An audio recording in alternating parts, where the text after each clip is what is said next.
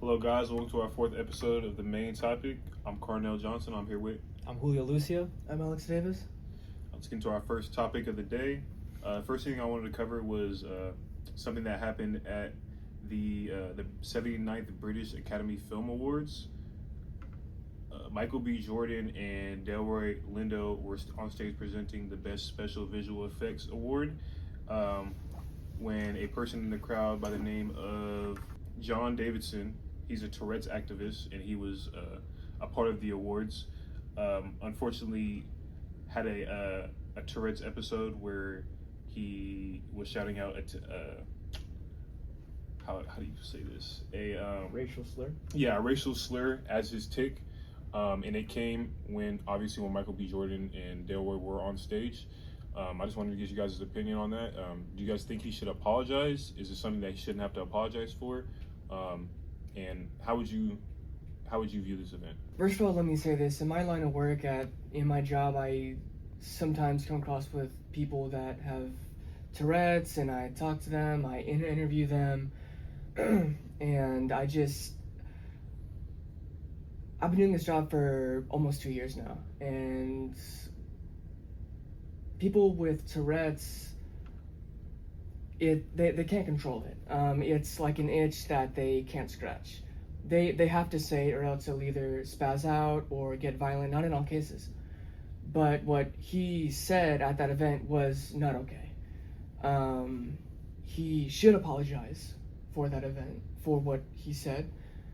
He should put out like a statement or a video statement apologizing, because again, what he said was not okay. But he has Tourette's, and you can't always control the things that you say. People that have that, there are all sorts of things. You can have a speech impediment, you could get violent, you could say like random things at random times. I remember watching this video of one of my clients, and she was at the airport, the SAC airport, and she said that she yelled super, super loud, "I have a gun. I have a gun, I have a gun, I have a gun, I'm gonna blow this place up," because she saw a sign saying no firearms beyond this point. And she always travels with her parents because there's no way, shape, or form that she can travel by herself because of the things that she, says and the things that she, does. But what he said was not okay. He should definitely apologize and issue a apology. I'm not defending his actions. That was not okay at all, and he should definitely issue a apology for what he said. So that's all I have to say. Yeah, I don't really, I've heard of the illness before. You guys said Tourette's, right? Yeah. I don't really understand what the illness is, so I can't really speak on that. But off of what I know and what you guys have been saying and what I've read about the situation, apparently you can't really control what you do or what you say. But this being the situation, he did say a racial slur, a very offensive word, when two African-American men were on stage, announcing an award. The words are offensive, and also an apology doesn't hurt anybody. So I think I'm with you guys. I'm not sure I'm pretty sure Carnell is also on the same perspective here, but I think he should definitely give an apology. It doesn't hurt anybody, and yeah, an apology would definitely be good. Yeah, I think that's all the community is really asking for, because there is an understanding of he has this illness, but at the same time a lot of people don't.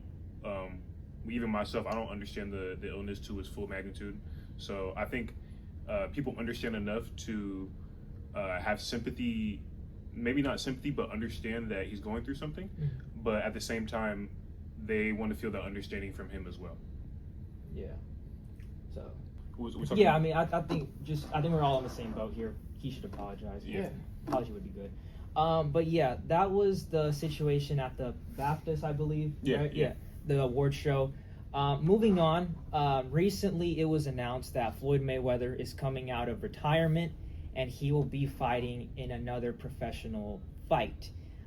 His opponent will be Manny Pacquiao, and apparently that bout is supposed to happen on September 19th later this year.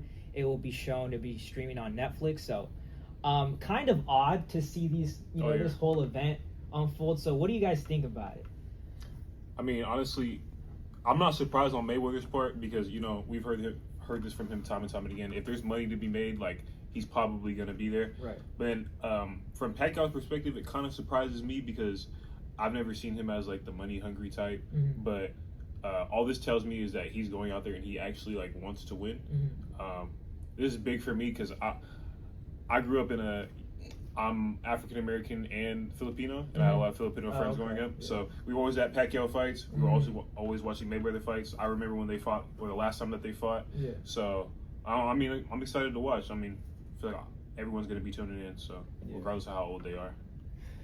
Yeah, I agree with you, Carnell. I can't wait to watch that fight. I'm not into boxing at all, but that's one fight that I will be watching. But I really don't have much to say on that, but because I'm not a boxing guy at all, but I can't wait to watch it. Yeah, so that's one that I will be watching. Yeah, kind of like what Alex is saying, that he's not a boxing fan, but he's going to be watching it. I feel like it's one of those fights where everyone kind of just tunes in. Yeah. And also, I'm pretty sure it's not going to be pay-per-view, which is what kind of like, it's like I don't think so, because I think usually the fights that are streamed on Netflix you just need a subscription and you could watch it. So I think usually what like kind of is an obstacle for people to like watch a fight like that is you have to pay anywhere from like $70 to $100 for pay-per-view, and I mean that's an amount of money that not everybody has to pay. So I think this fight being on Netflix, regardless of them being old and kind of coming out of retirement, they are some of the best fighters in the history. So you definitely want to see that fight. And also, the last time they fought, a lot of people said it was kind of like the fight happened too late. It should have happened before. So I think people definitely wanted a second fight to that. So I will definitely be tuning in and watching that, and it will definitely be interesting to see. So yeah. Oh yeah, for sure. I think that's big for Netflix too. I'm interested to see how they handle the streaming thing, because I know when they had I think it was a Jake Paul fight, I tried watching it on there and the stream was just laggy. It was like impossible to interact with or understand what was going on. So I'm interested to see how Netflix improves on that. I would expect more views for this fight too. Right, yeah. Like a lot more. Both of the fighters have very strong, Pacquiao especially, they have very strong cultural background. Yeah. People are really passionate about them. So I think it'd be really exciting to see. Yeah, if I'm not mistaken, I think their first fight, I think it was around 10 years ago or so. Yeah. I think that was like the biggest fight in terms of like pay-per-view vibes. Oh, so yeah. I think this is definitely, if it's not pay-per-view and people could just watch it with a Netflix subscription, the views are going to be insane, honestly. I think.